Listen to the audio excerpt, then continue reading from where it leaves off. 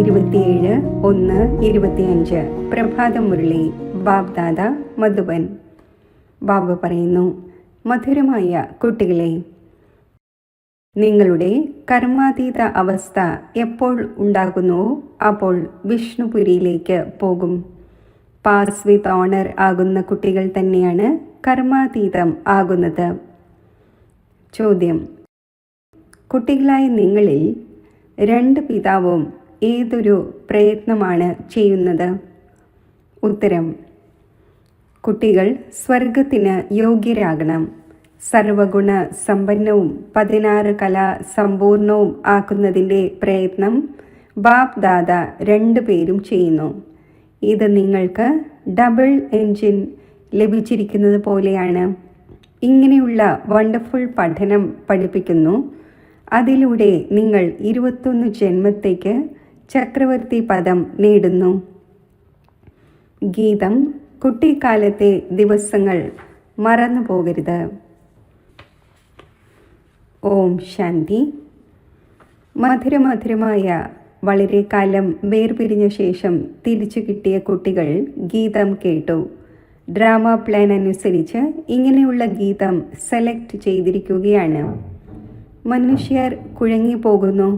നാടകത്തിൻ്റെ പാട്ടിന്മേലാണോ വാണി ഉച്ചരിക്കപ്പെടുന്നതെന്ന്. ഇത് പിന്നെ ഏത് പ്രകാരത്തിലുള്ള ജ്ഞാനമാണ്? ശാസ്ത്രം, വേദം, ഉപനിഷത്ത് തുടങ്ങിയവ ഉപേക്ഷിച്ചിരിക്കുകയാണ്. ഇപ്പോൾ റെക്കോർഡിനനുസരിച്ചാണോ വാണി ഉച്ചരിക്കുന്നത്? ഇതും കുട്ടികളായ നിങ്ങളുടെ ബുദ്ധിയിലുണ്ട്. നമ്മൾ പരിധിയില്ലാത്ത ബാബയുടേതായിരിക്കുകയാണ്. ആ ഒന്നിലൂടെ അതീന്ദ്രിയ സുഖം ലഭിക്കുന്നു. ഇങ്ങനെയുള്ള ബാബയെ മറക്കുവാൻ പാടില്ല. ബാബയുടെ ഓർമ്മയിലൂടെ തന്നെയാണ് ജന്മജന്മാന്തരങ്ങളിലെ പാപം നശിക്കുന്നത്. ഓർമ്മ ഉപേക്ഷിക്കുകയും പാപം അവശേഷിക്കുകയും ചെയ്യുക എന്നത് പാടില്ല. പിന്നെ പദവിയും കുറഞ്ഞു പോകും. ഇങ്ങനെയുള്ള ബാബയെ നല്ല രീതിയിൽ ഓർമ്മിക്കുന്നതിൻ്റെ പുരുഷാർത്ഥം ചെയ്യേണ്ടത് ആവശ്യമാണ്. വിവാഹ നിശ്ചയം നടക്കുമ്പോൾ പിന്നെ അന്യോന്യം ഓർമ്മിക്കുന്നു. നിങ്ങളുടെയും വിവാഹ നിശ്ചയം നടന്നു. പിന്നെ എപ്പോഴാണോ നിങ്ങൾ കർമാതീത അവസ്ഥ നേടുന്നത് അപ്പോൾ വിഷ്ണുപുരിയിലേക്ക് പോകും. ഇപ്പോൾ ശിവബാബയുമുണ്ട്, പ്രജാപിത ബ്രഹ്മബാബയുമുണ്ട്. 2 എൻജിൻ ലഭിച്ചിരിക്കുന്നു. ഒന്ന് നിരാകാരി, രണ്ടാമത്തേത് സാകാരി. കുട്ടികൾ സ്വർഗത്തിന് യോഗ്യരാകുന്നതിന് വേണ്ടി രണ്ടുപേരും പ്രയത്നിക്കുന്നു. സർവഗുണ സമ്പന്നവും 16 കലാ സമ്പൂർണവും ആകണം. ഇവിടെ പരീക്ഷ പാസ്സാകേണ്ടതുണ്ട്. ഈ കാര്യങ്ങൾ ഏതെങ്കിലും ശാസ്ത്രങ്ങളിലില്ല. ഈ പഠനം വളരെ വണ്ടർഫുള്ളാണ്. ഭാവിയിലെ 21 ജന്മങ്ങളിലേക്ക് വേണ്ടി. മറ്റ് പഠനം മൃത്യുലോകത്തിന് വേണ്ടിയുള്ളതാണ്. ഈ പഠനം അമരലോകത്തിന് വേണ്ടിയുള്ളതാണ്. അതിനുവേണ്ടി പഠിക്കേണ്ടത് ഇവിടെയാണല്ലോ. ഏതുവരെ ആത്മാവ് പവിത്രമായില്ലയോ അതുവരെയും സത്യുഗത്തിൽ പോകുവാൻ സാധിക്കില്ല. അതിനാൽ ബാബ സംഗമത്തിൽ തന്നെയാണ് വരുന്നത്. ഇതിനെ തന്നെയാണ് പുരുഷോത്തമ മംഗളകാരി യുഗം എന്ന് പറയുന്നത്. ഇതിൽ നിങ്ങൾ കൗടിയിൽ നിന്നും വജ്രതുല്യമാകുന്നു. അതിനാൽ ശ്രീമത്ത് അനുസരിച്ച് നടന്നുകൊണ്ടിരിക്കൂ. ശ്രീ ശ്രീ എന്ന് ശിവ് ബാബയെ തന്നെയാണ് പറയുന്നത്. മാലയുടെ അർത്ഥവും കുട്ടികൾക്ക് മനസ്സിലാക്കിച്ചു തന്നു. മുകളിലെ പുഷ്പമാണ് ശിവ് ബാബ. പിന്നെയാണ് യുഗൾ മേരു. പ്രവൃത്തി മാർഗമാണല്ലോ. പിന്നെ ഉള്ളതാണ് മുത്തുകൾ. അത് വിജയം നേടുന്നവരാണ്. അവരുടെ തന്നെ രുദ്രമാല പിന്നെ വിഷ്ണുവിൻ്റെ മാലയാകുന്നു. ഈ മാലയുടെ അർത്ഥം ആരും അറിയുന്നില്ല. ബാബ ഇരുന്ന് മനസ്സിലാക്കിച്ചു തരുന്നു. കുട്ടികളായ നിങ്ങൾക്ക് കൗടിയിൽ നിന്നും വജ്രതുല്യം ആകേണ്ടതുണ്ട്. 63 ജന്മം നിങ്ങൾ ബാബയെ ഓർമ്മിച്ചു വന്നു. നിങ്ങളിപ്പോൾ ഒരു പ്രിയതമൻ്റെ പ്രിയതമന്മാർ ആയിരിക്കുന്നു. എല്ലാവരും ഒരു ഭഗവാന്റെ ഭക്തരാണ്. പതിമാരുടെ പതിയും പിതാക്കന്മാരുടെ പിതാവും ആ ഒന്ന് തന്നെയാണ്. കുട്ടികളായ നിങ്ങളെ രാജാക്കന്മാരുടെയും രാജാവാക്കുന്നു. സ്വയം ആകുന്നില്ല. ബാബ വീണ്ടും വീണ്ടും മനസ്സിലാക്കിച്ചു തരുന്നു, ബാബയുടെ ഓർമ്മയിലൂടെ തന്നെയാണ് നിങ്ങളുടെ ജന്മജന്മാന്തരങ്ങളിലെ പാപം ഭസ്മമാകുന്നത്. സാധു സന്യാസിമാർ പറയുന്നു, ആത്മാവ് നിർലേപമാണ്. ബാബ മനസ്സിലാക്കിച്ചു തരുന്നു, നല്ലതോ മോശമോ ആയ സംസ്കാരം ആത്മാവ് തന്നെയാണ് കൊണ്ടുപോകുന്നത്. അവർ പറയുന്നു, എവിടെ നോക്കിയാലും എല്ലാം ഭഗവാൻ തന്നെ ഭഗവാനാണ്, ഭഗവാന്റെ തന്നെ ലീലയാണ് ഇതെല്ലാം. പൂർണ്ണമായും വാമമാർഗത്തിൽ മലിനമായി മാറുന്നു. ഇങ്ങനെയുള്ളവരുടെ മതമനുസരിച്ചും ലക്ഷക്കണക്കിന് മനുഷ്യർ നടന്നുകൊണ്ടിരിക്കുന്നു. ഇതും ഡ്രാമയിൽ അടങ്ങിയതാണ്. എല്ലായ്പ്പോഴും ബുദ്ധിയിൽ 3 ധാമം ഓർമ്മ വയ്ക്കൂ. ശാന്തിധാമം, അവിടെ ആത്മാക്കൾ വസിക്കുന്നു.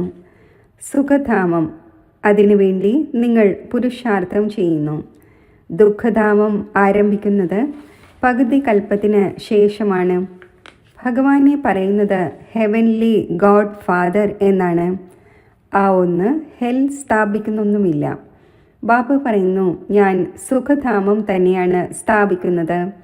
പിന്നെ ഇത് തോൽവിയുടെയും ജയത്തിൻ്റെയും കളിയാണ്.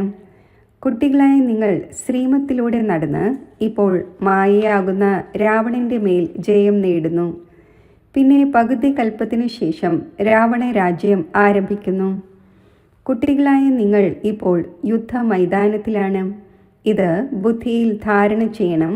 പിന്നെ മറ്റുള്ളവർക്ക് മനസ്സിലാക്കിച്ചു കൊടുക്കണം. അന്ധരുടെ ഊന്നുവടിയായി വീട്ടിലേക്കുള്ള വഴി പറഞ്ഞു കൊടുക്കണം. കാരണം എല്ലാവരും ആ വീടിനെ മറന്നുപോയി. ഇത് ഒരു നാടകമാണ് എന്ന് പറയുന്നുമുണ്ട്. എന്നാൽ ഇതിൻ്റെ ആയുസ് ലക്ഷക്കണക്കിനും ആയിരക്കണക്കിനും വർഷങ്ങളാണ് എന്ന് പറയുന്നു. ബാബ മനസ്സിലാക്കിച്ചു തരുന്നു, രാവണൻ നിങ്ങളെ എത്ര അന്ധർ അഥവാ ജ്ഞാന നയനഹീനർ ആക്കി മാറ്റി. ഇപ്പോൾ ബാബ എല്ലാ കാര്യങ്ങളും മനസ്സിലാക്കിച്ചു തന്നുകൊണ്ടിരിക്കുന്നു. ബാബയെ തന്നെയാണ് നോളജ്ഫുൾ എന്ന് പറയുന്നത്. ഇതിൻ്റെ അർത്ഥം ഓരോരുത്തരുടെയും ഉള്ളിലുള്ളത് അറിയുന്നവനാണ് എന്നല്ല. അതാണെങ്കിൽ അത്ഭുത സിദ്ധിയുള്ളവർ പഠിക്കുന്നു. അവർ നിങ്ങളുടെ ഉള്ളിലുള്ള കാര്യങ്ങൾ കേൾപ്പിക്കുന്നു. നോളജ്ഫുൾ എന്നതിൻ്റെ അർത്ഥം ഇതല്ല. ഇത് ബാബയുടെ തന്നെ മഹിമയാണ്. ആ ഒന്ന് ജ്ഞാനത്തിൻ്റെ സാഗരവും ആനന്ദത്തിൻ്റെ സാഗരവുമാണ്.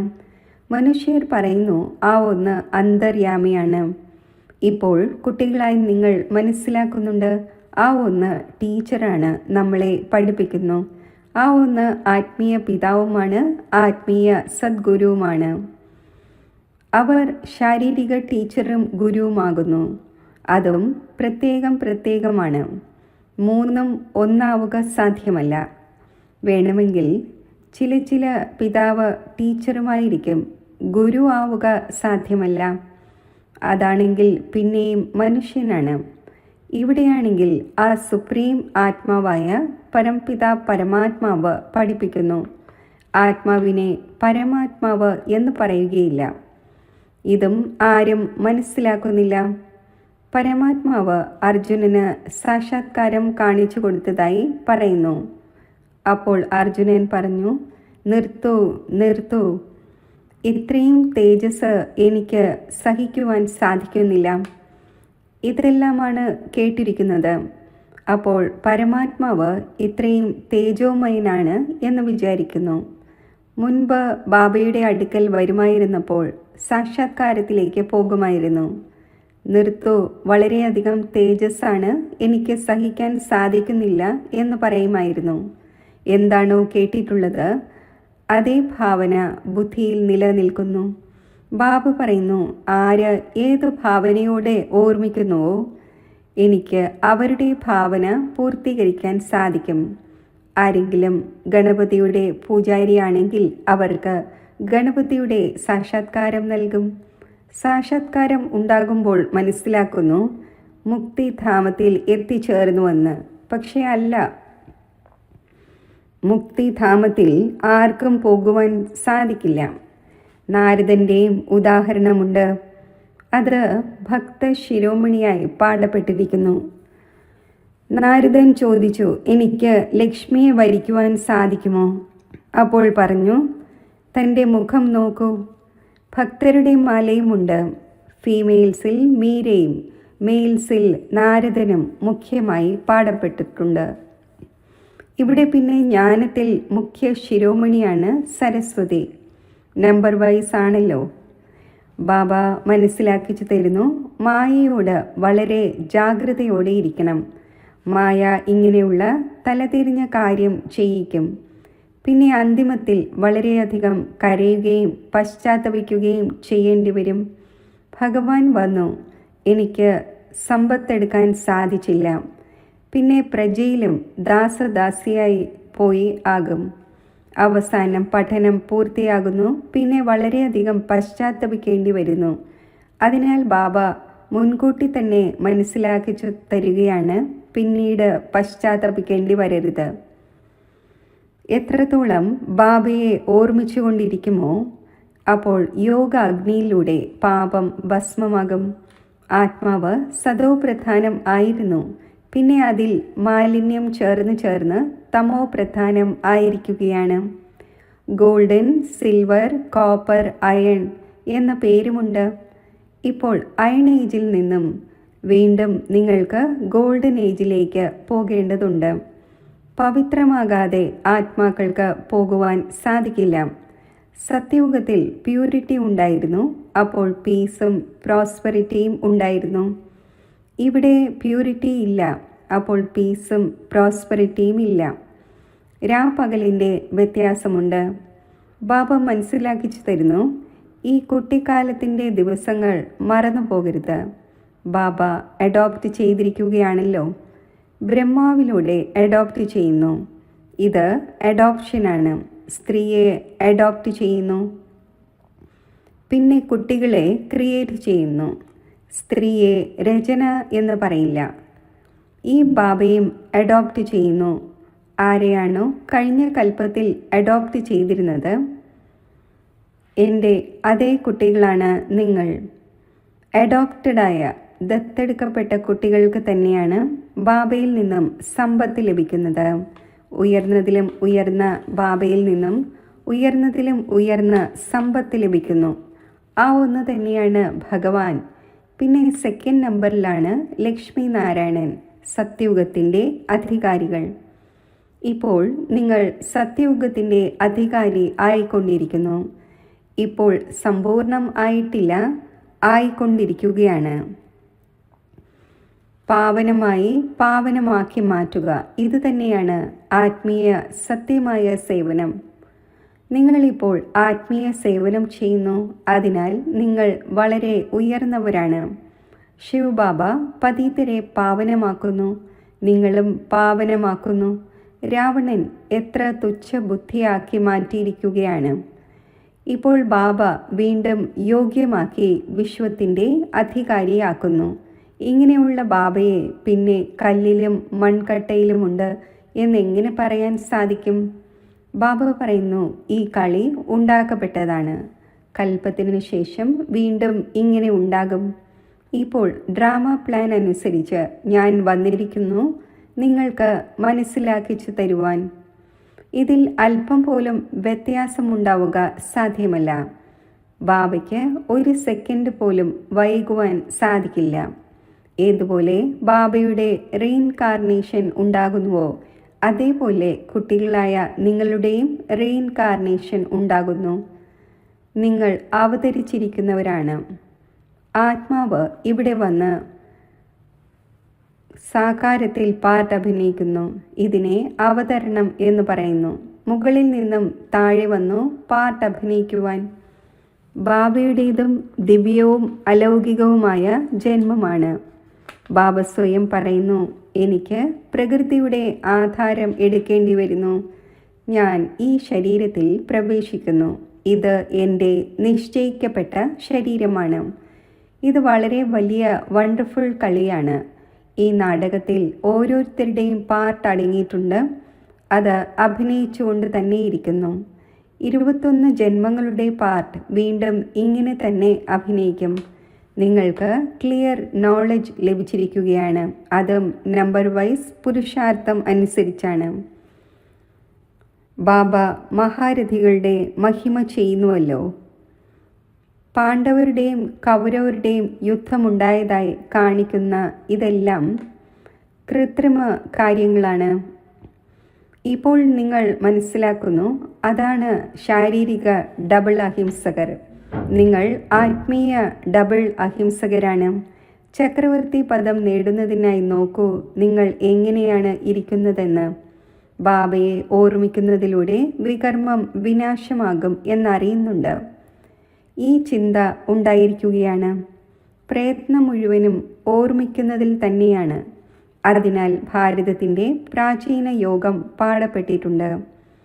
ആ പുറത്തുള്ളവരും ഈ ഭാരതത്തിൻ്റെ പ്രാചീന യോഗം പഠിക്കുവാൻ ആഗ്രഹിക്കുന്നു. സന്യാസിമാർ നമ്മളെ ഈ യോഗം പഠിപ്പിക്കും എന്ന് കരുതുന്നു. വാസ്തവത്തിൽ അവർ ഒന്നും തന്നെ പഠിപ്പിക്കുന്നില്ല. അവരുടെ സന്യാസം തന്നെ ഹഠയോഗത്തിൻ്റേതാണ്. നിങ്ങൾ പ്രവൃത്തി മാർഗത്തിലുള്ളവരാണ്. തുടക്കത്തിൽ നിങ്ങളുടെ തന്നെ കിങ്ഡം ഉണ്ടായിരുന്നു. ഇപ്പോൾ അന്തിമമാണ്. ഇപ്പോൾ പഞ്ചായത്തി രാജ്യമാണ്. ലോകത്തിൽ അന്ധകാരം വളരെയധികമുണ്ട്. നിങ്ങൾക്കറിയാം, ഇപ്പോൾ ആവശ്യമില്ലാതെയുള്ള രക്തച്ചൊരിച്ചിലിൻ്റെ കളി നടക്കേണ്ടതുണ്ട്. ഈ ഒരു കളിയും കാണിക്കുന്നു. ഇത് പരിധിയില്ലാത്ത കാര്യമാണ്. എത്ര ഹത്യ ഉണ്ടാകും, നാച്ചുറൽ കലാമിറ്റീസ് ഉണ്ടാകും, എല്ലാവരുടെയും മൃത്യു ഉണ്ടാകും. ഇതിനെ വെറുതെയുള്ള രക്തച്ചൊരിച്ചിൽ എന്ന് പറയുന്നു. ഇത് കാണുന്നതിന് വലിയ ധൈര്യം ആവശ്യമാണ്. ഭീരുക്കൾ ഉടൻ ബോധം കെട്ടുപോകും. ഇതിൽ നിർഭയത്വം വളരെയധികം ആവശ്യമാണ്. നിങ്ങളാണെങ്കിൽ ശിവശക്തികളാണല്ലോ. ശിവബാബ സർവശക്തിവാനാണ്. നമ്മൾ ആ ഒന്നിൽ നിന്നും ശക്തിയെടുക്കുന്നു. പതിതത്തിൽ നിന്നും പാവനമാകുന്നതിൻ്റെ യുക്തി ബാബ തന്നെയാണ് പറഞ്ഞു തരുന്നത്. ബാബ തീർത്തും സിമ്പിളായ നിർദ്ദേശം നൽകുന്നു. കുട്ടികളെ, നിങ്ങൾ സതോ പ്രധാനമായിരുന്നു, ഇപ്പോൾ തമോ പ്രധാനം ആയിരിക്കുന്നു. ഇപ്പോൾ ബാബ പറയുന്നു, എന്നെ ഓർമ്മിക്കൂ, എങ്കിൽ നിങ്ങൾ പതിതത്തിൽ നിന്നും പാവനവും സതോ പ്രധാനവുമായി മാറും. ആത്മാവിന് ബാബയുമായി യോഗം യോജിപ്പിക്കണം. അപ്പോൾ പാപം ഭസ്മമാകട്ടെ. അതോറിറ്റിയും ബാബ തന്നെയാണ്. ചിത്രങ്ങളിൽ വിഷ്ണുവിൻ്റെ നാഭിയിൽ നിന്നും ബ്രഹ്മാവ് വന്നതായി കാണിക്കുന്നു. ആ ഒന്നിലൂടെ ഇരുന്ന് എല്ലാ ശാസ്ത്രങ്ങളുടെയും വേദങ്ങളുടെയും രഹസ്യം മനസ്സിലാക്കിച്ചു. ഇപ്പോൾ നിങ്ങൾക്കറിയാം, ബ്രഹ്മാവ് തന്നെയാണ് വിഷ്ണു, വിഷ്ണു തന്നെയാണ് ബ്രഹ്മാവ് ആകുന്നത്. ബ്രഹ്മാവിലൂടെ സ്ഥാപന ചെയ്യുന്നു. പിന്നെ ഏതൊരു സ്ഥാപനം ഉണ്ടായോ അതിൻ്റെ പാലനയും തീർച്ചയായും ചെയ്യുമല്ലോ. ഇതെല്ലാം നല്ല രീതിയിൽ മനസ്സിലാക്കിച്ചു തരുന്നു. ആര് മനസ്സിലാക്കുന്നുവോ അവർക്ക് ഈ ചിന്തയുണ്ടായിരിക്കും, ഈ ആത്മീയ നോളജ് എങ്ങനെയാണ് എല്ലാവർക്കും ലഭിക്കേണ്ടത്. നമ്മുടെ അടുക്കൽ ധനമുണ്ട്, അപ്പോൾ എന്തുകൊണ്ട് സെൻറ്റേഴ്സ് തുറന്നുകൂടാ? ബാബ പറയുന്നു, ശരി, വാടകയ്ക്ക് കെട്ടിടമെടുക്കൂ, അതിൽ ഹോസ്പിറ്റൽ കം യൂണിവേഴ്സിറ്റി തുറക്കൂ. യോഗത്തിലൂടെയാണ് മുക്തി, ജ്ഞാനത്തിലൂടെയാണ് ജീവൻ മുക്തി. 2 സമ്പത്ത് ലഭിക്കുന്നു. ഇതിൽ കേവലം 3 അടി ഭൂമിയാണ് വേണ്ടത്, മറ്റൊന്നുമല്ല. ഗോഡ് ഫാദർലി യൂണിവേഴ്സിറ്റി തുറക്കൂ. വിശ്വവിദ്യാലയം അഥവാ യൂണിവേഴ്സിറ്റി കാര്യം ഒന്ന് തന്നെയാണ്. ഇത് മനുഷ്യനിൽ നിന്നും ദേവതയാകുന്നതിൻ്റെ എത്ര വലിയ യൂണിവേഴ്സിറ്റിയാണ്. താങ്കളുടെ ചിലവുകൾ എങ്ങനെ നടക്കുന്നു എന്ന് ചോദിക്കും. BKയുടെ പിതാവിന് ഇത്ര അനേകം കുട്ടികളുണ്ട്. നിങ്ങൾ ചോദിക്കുവാൻ വന്നിരിക്കുകയാണല്ലോ. ബോർഡിൽ നോക്കൂ, എന്താണ് എഴുതിയിരിക്കുന്നത്? വലിയ വണ്ടർഫുൾ നോളജാണ്. ബാബയും വണ്ടർഫുൾ ആണല്ലോ. വിശ്വത്തിൻ്റെ അധികാരി നിങ്ങൾ എങ്ങനെയാണ് ആകുന്നത്? ശിവ് ബാബയെ ശ്രീ ശ്രീ എന്ന് പറയും. കാരണം ഉയർന്നതിലും ഉയർന്നതാണല്ലോ. ലക്ഷ്മി നാരായണനെ ശ്രീലക്ഷ്മി ശ്രീനാരായണൻ എന്നാണ് പറയുക. ഇതെല്ലാം നല്ല രീതിയിൽ ധാരണ ചെയ്യേണ്ട കാര്യങ്ങളാണ്. ബാബ പറയുന്നു, ഞാൻ നിങ്ങളെ രാജയോഗം പഠിപ്പിക്കുന്നു. ഇതാണ് സത്യസത്യമായ അമരകഥ. കേവലം ഒരു പാർവതിയെ ആയിരിക്കില്ല അമരകഥ കേൾപ്പിച്ചിട്ടുണ്ടാവുക. എത്ര അനേകം മനുഷ്യർ അമർനാഥിൽ പോകുന്നു. കുട്ടികളായി നിങ്ങൾ ബാബയുടെ അടുക്കൽ റിഫ്രഷ് ആകുവാൻ വന്നിരിക്കുന്നു. പിന്നെ എല്ലാവർക്കും മനസ്സിലാക്കിച്ചു കൊടുക്കണം, പോയി റിഫ്രഷ് ആക്കണം, സെൻറ്റർ തുറക്കണം. ബാബ പറയുന്നു, കേവലം 3 അടി ഭൂമിയെടുത്ത് ഹോസ്പിറ്റൽ കം യൂണിവേഴ്സിറ്റി തുറന്നുകൊണ്ടിരിക്കൂ. അപ്പോൾ വളരെ പേരുടെ മംഗളമുണ്ടാകും. ഇതിൽ ചിലവ് ഒന്നും തന്നെയില്ല.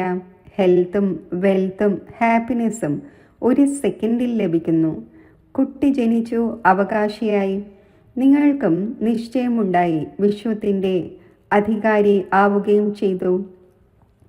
പിന്നെ പുരുഷാർത്ഥത്തെ ആശ്രയിച്ചിരിക്കുന്നു. ശരി, മധുരമധുരമായ വളരെ കാലം വേർപിരിഞ്ഞ ശേഷം തിരിച്ചു കിട്ടിയ കുട്ടികൾക്ക് മാതാവും പിതാവുമായ ബാപ്ദാദയുടെ സ്നേഹസ്മരണകൾ. Good morning. ആത്മീയ പിതാവിൻ്റെ ആത്മീയ കുട്ടികൾക്ക് നമസ്തേ. ധാരണയ്ക്കുള്ള മുഖ്യസാരം. അന്തിമത്തിലെ വെറുതെയുള്ള രക്തച്ചൊരിച്ചിലിൻ്റെ സീൻ കാണുന്നതിനു വേണ്ടി വളരെ വളരെ നിർഭയരും ശിവശക്തിയും ആകണം. സർവശക്തിവാനായ ബാബയുടെ ഓർമ്മയിലൂടെ ശക്തി നേടണം. പാവനമാക്കാനുള്ള ആത്മീയ സത്യമായ സേവനം ചെയ്യണം. ഡബിൾ അഹിംസകരാകണം. അന്ധരുടെ ഊന്നുവടിയായി എല്ലാവർക്കും വീട്ടിലേക്കുള്ള വഴി പറഞ്ഞു കൊടുക്കണം. വരദാനം. ഞാൻ എന്നതും എൻ്റേത് എന്നതും സമാപ്തമാക്കി സമാനതയും സമ്പൂർണതയും അനുഭവിക്കുന്ന സത്യമായ ത്യാഗിയായി ഭവിക്കട്ടെ. ഓരോ സെക്കൻഡിലും ഓരോ സങ്കല്പത്തിലും ബാബ ബാബ എന്നത് ഓർമ്മയുണ്ടായിരിക്കട്ടെ. ഞാനെന്ന ഭാവം സമാപ്തമാകണം. ഞാൻ എന്നത് ഇല്ലെങ്കിൽ എൻ്റേതും ഇല്ല. എൻ്റെ സ്വഭാവം, എൻ്റെ സംസ്കാരം, എൻ്റെ നേച്ചർ, എൻ്റെ കാര്യം അല്ലെങ്കിൽ ഡ്യൂട്ടി, എൻ്റെ പേര്, എൻ്റെ അന്തസ്സ്. എപ്പോഴാണോ ഈ ഞാനും എൻ്റേതും സമാപ്തമാകുന്നത്, അപ്പോൾ ഇത് തന്നെയാണ് സമാനതയും സമ്പൂർണതയും. ഈ ഞാൻ എന്നതിൻ്റെയും എൻ്റേത് എന്നതിൻ്റെയും ത്യാഗം തന്നെയാണ് വലുതിലും വലിയ സൂക്ഷ്മ ത്യാഗം. ഈ ഞാനെന്ന ഭാവത്തിൻ്റെ അശ്വത്തെ അശ്വമേധ യജ്ഞത്തിൽ സ്വാഹ ചെയ്യൂ. അപ്പോൾ അന്തിമ ആഹുതി ഉണ്ടാകും. വിജയത്തിൻ്റെ പെരുമ്പറ മുഴങ്ങുകയും ചെയ്യും. സ്ലോഗൻ. ഹാൻജി എന്ന് പറഞ്ഞ് സഹയോഗത്തിൻ്റെ കൈ നീട്ടുക എന്നാൽ ആശീർവാദങ്ങളുടെ മാലകൾ അണിയുക എന്നർത്ഥം. തൻ്റെ ശക്തിശാലി മനസ്സിലൂടെ സകാശ് നൽകുന്നതിൻ്റെ സേവനം ചെയ്യൂ. മനസ്സിലൂടെ സകാശ് നൽകാൻ സാധിക്കുന്നത് നിരന്തരം ഏകരസസ്ഥിതിയിൽ സ്ഥിതി ചെയ്യുന്നതിൻ്റെ അഭ്യാസം ഉണ്ടാകുമ്പോഴാണ്. ഇതിനുവേണ്ടി ആദ്യം വ്യർത്ഥ സങ്കല്പങ്ങളെ ശുദ്ധ സങ്കല്പങ്ങളിലേക്ക് പരിവർത്തനപ്പെടുത്തൂ. പിന്നെ മായയിലൂടെ വരുന്ന അനേകം പ്രകാരത്തിലുള്ള വിഘ്നങ്ങളെ ഈശ്വരീയ സ്നേഹത്തിൻ്റെ ആധാരത്തിൽ സമാപ്തമാക്കൂ. ഒരു ബാബ, രണ്ടാമതാരുമില്ല. ഈ പാഠത്തിലൂടെ ഏകാഗ്രതയുടെ ശക്തി വർദ്ധിപ്പിക്കൂ. ഓം ശാന്തി. യോഗത്തിൻ്റെ അഭ്യാസം. സ്ഥൂലമായും സൂക്ഷ്മമായും ഏകാന്തമായിരുന്ന ഞാൻ അന്തർമുഖി ആവുകയാണ്. ഈ പുരുഷോത്തമ സംഗമയുഗത്തിൽ ബാബയുടെ സർവശ്രേഷ്ഠ ഖജനാവുകളുടെ അധികാരിയായ ആത്മാവാണ് ഞാൻ. ഈ അധികാരത്തിൻ്റെ ലഹരിയിലും സന്തോഷത്തിലും ഞാൻ സ്ഥിതി ചെയ്യുന്നു.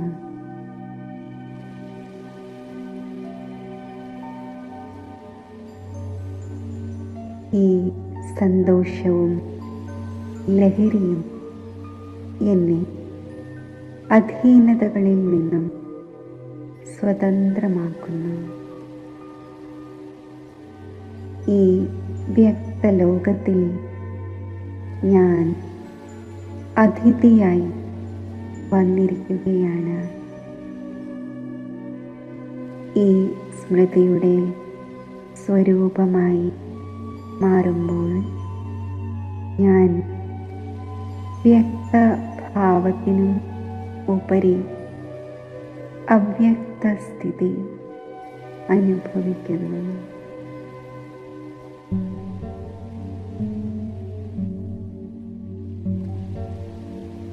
ഈ അവ്യക്ത സ്ഥിതിയിലിരിക്കുമ്പോൾ എനിക്ക് അവ്യക്ത വാഗ്ദാതയുമായി കൂടിക്കാഴ്ച നടക്കട്ടെ എന്ന സങ്കല്പം വരും. അവ്യക്ത ശരീരധാരിയായി ഞാൻ അവ്യക്ത ദേശത്ത് എത്തിച്ചേരുന്നു.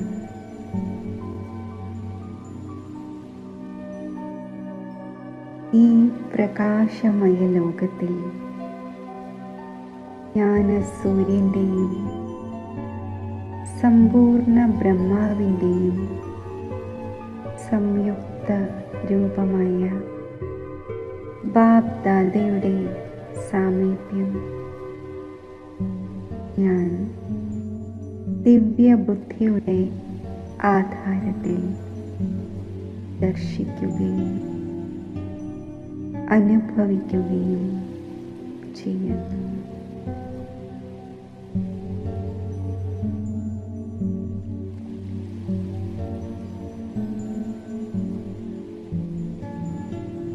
സൂക്ഷ്മലോകത്തിൽ ഈ സൂക്ഷ്മസ്ഥിതിയിൽ സ്ഥിതി ചെയ്യുമ്പോൾ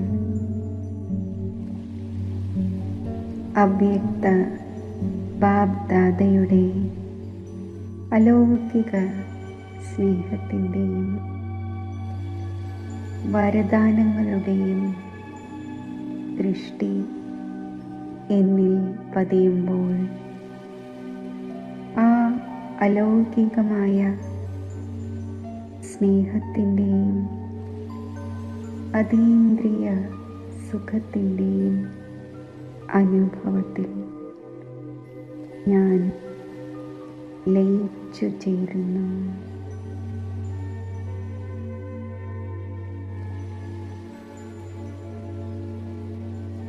ഈ അലൗകിക അവ്യക്ത കൂടിക്കാഴ്ച എത്ര ദിവ്യവും സുഖദായകവുമാണ്.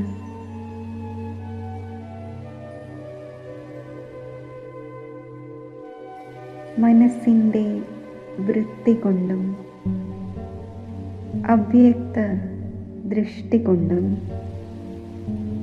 വിശ്വസേവനം ചെയ്യാനുള്ള പ്രേരണാദായകമായ ദൃഷ്ടി ബാപ്ദാദ എനിക്ക് തരുന്നു. ആ ശക്തി സ്വീകരിച്ചുകൊണ്ട് ഞാൻ വ്യക്തലോകത്തിലെ ഒരു അലൗകിക നക്ഷത്രമായി